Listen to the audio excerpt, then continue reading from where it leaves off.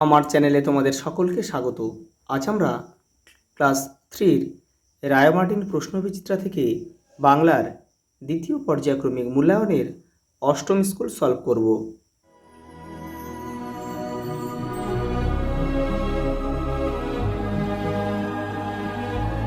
দেখো, প্রথম প্রশ্ন, নৌকাযাত্রা কবিতাটি কার লেখা?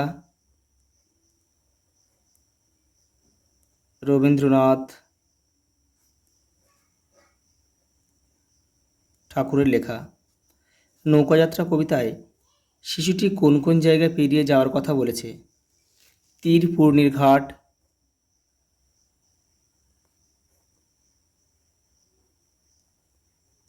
তীর পূর্ণির ঘাট, তারপরে তেপান্তরের মাঠ,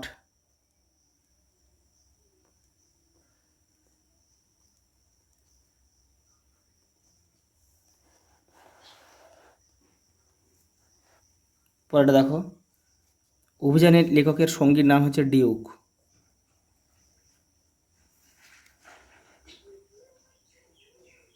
ডিউক। পর্যটক কাকে বলে? যিনি যিনি পর্যটন করেন। লিপিকে দেখলে কারা খুশি হয়? গাছেরা,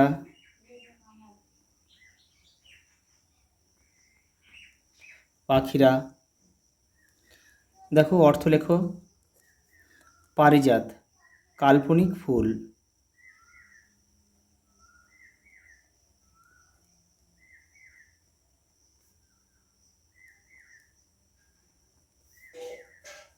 দুর্ভাবনা মানে খারাপ চিন্তা।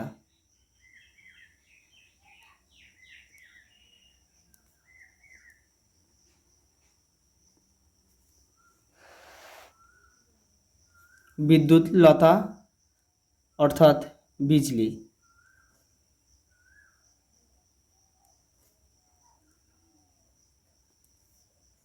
ভয়ানক ভয়ঙ্কর।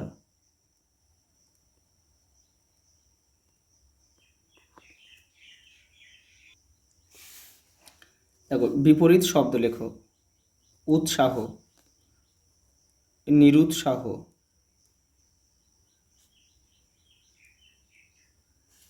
শান্তি, অশান্তি।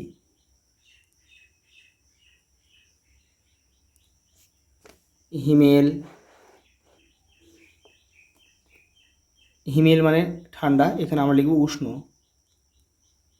উষ্ণ বা গরমও লেখা যায়। দেখো, ভীতু, সাহসী।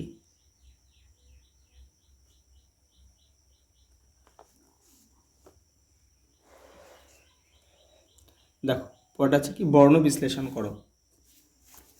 দেখো, বর্ণ বিশ্লেষণে প্রথমে দেখো বয় হ্রস্বইটাকে ভাঙো। তাহলে দেখো, প্রথমে ব রয়েছে, একটা হ্রস্বই রয়েছে সঙ্গে। তারপরে তোমরা ভাঙবে কি তালবস্বয় বয়টা ভাঙো। তালবস্বয়ের সঙ্গে কী রয়েছে? একটা ব রয়েছে, তালবস্য রয়েছে, একটা ব রয়েছে, একটা দেখো আ রয়েছে, আর দন্তস্ব রয়েছে, দন্তস্ব সঙ্গে একটা অ হয়ে গেল। খুব সহজ, এগুলো কেটে কেটে করলে হয়ে যাবে কিন্তু। দেখো, বেঘোর রয়েছে, প্রথমে ব একারটাকে ভাঙো। দেখো, প্রথমে ব রয়েছে আর এর সঙ্গে একটা একার রয়েছে।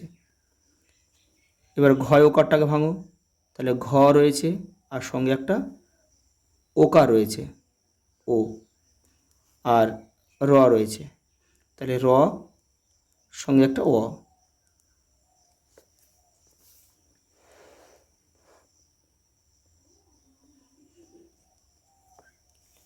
এটা দেখো, এলোমেলো বর্ণগুলি সাজিয়ে লেখো। এটা কী হবে?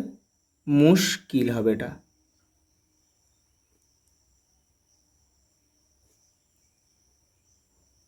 মুশকিল। এটা এটা হবে তাড়াতাড়ি।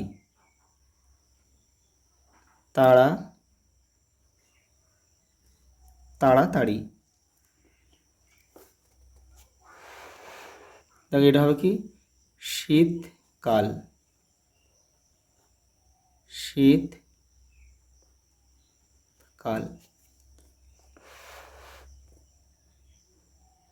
তারপর দেখো টিকা দিয়েছে, দেখো প্রথমে দিয়েছে বাবুই পাখি, তোমাদের বইয়ের 75 নম্বর পেজ। দেখো এই দেখো বাবুই পাখি ছোট এক ধরনের পাখি, ঠোঁট দিয়ে খড়কুটো পাতা চমৎকার সেলাইয়ের করে বাসা বানায়, এজন্য এদের দর্জি বলা হয়, দর্জি পাখি বলা হয়। বাবুই গিন্নি লিপি ও তার বন্ধুদের জুঁই ফুল সেলাই করে ছোট ছোট রুমাল বানিয়ে দিয়েছিল। পরেরটা দেখো দিয়েছে শরতের মেঘ। তবে এটা আমি অন্য একটা জায়গা থেকে দেখাচ্ছি, তোমরা একটু লিখে নিও কষ্ট করে এটা। এই যে দেখো শরৎকালের আকাশে বর্ষার কালো মেঘ আর থাকে না, পেঁজা তুলোর মতো সাদা সাদা মেঘ ভেসে বেড়াতে দেখা যায়। তাদের সঙ্গী হয় বকের দল, তারা সার বেঁধে পারিজাত ফুলের মালার মতো আকৃতি ধারণ করে মেঘেদের সঙ্গে উড়ে চলে। দেখো তারপর কি রয়েছে, দেখো বাদাকসান রয়েছে, তোমাদের বইয়ের 61 নম্বর পেজে রয়েছে। দেখো এই যে বাদাকসান উত্তর পূর্ব আফগানিস্তান ও দক্ষিণ পূর্ব তাজিকিস্তানের অংশ জুড়ে অবস্থিত হচ্ছে বাদাকসান। সঙ্গীতের জন্য বিখ্যাত।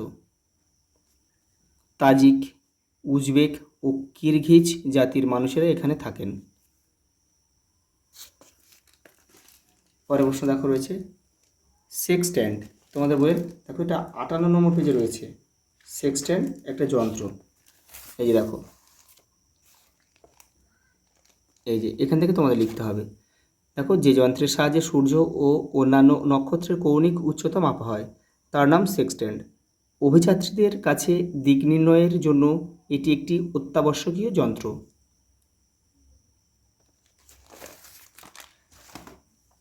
দেখো পরের প্রশ্ন কী দিয়েছে, 7টা হিংসুটির দিদিকে লক্ষ্মী মেয়ে বলা হয়েছে কেন?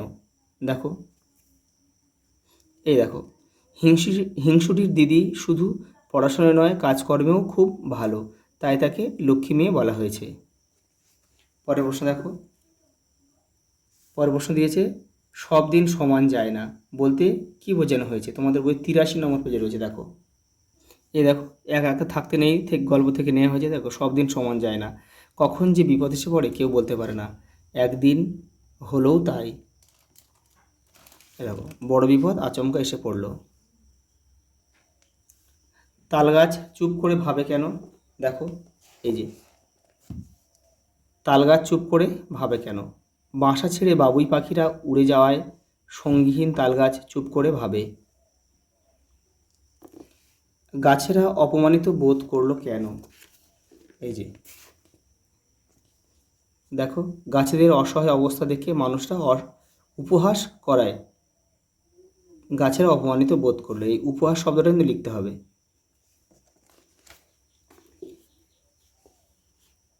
দেখো মানুষের বেড়ানোর ইচ্ছে হয় কেন? দেখো তোমাদের এটা একটু দেখে নাও। এই যে অজানাকে জানতে, অদেখাকে দেখতে এবং একঘেয়েমি থেকে মুক্তি লাভ করতে মানুষের বেড়ানোর ইচ্ছে হয়। আজ এই পর্যন্ত, দেখা হবে পরের ভিডিওতে।